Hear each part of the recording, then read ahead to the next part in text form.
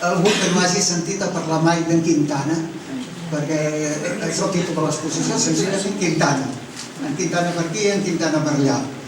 Jo estic segur que tothom, més o menys, coneixia l'Enric d'alguna manera amb una faceta o amb una altra, sobretot amb la seva faceta de fotògraf.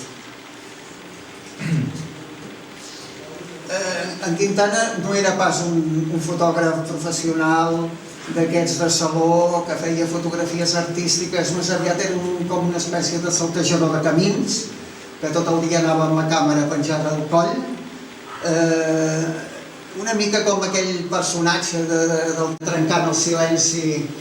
Algú va sortir també amb aquest tema, el va exposar, i era que a vegades l'Enric sempre anava amb la càmera, no sé si ho recordareu, però a vegades se'n portava rodet i ell anava fent fotografies, però no hi havia rodet. I aquella època que l'Enric era Mataró, que anava encara amb la càmera, quan li deien això s'entranyava molt, i com si no volia que fos dit, no? Per qual manera l'hospital tenia un laboratori i a vegades s'anava en algun, sobretot en el Mundo Diario, que ell col·laborava amb les fotografies, revelaven el laboratori del Mundo Diario.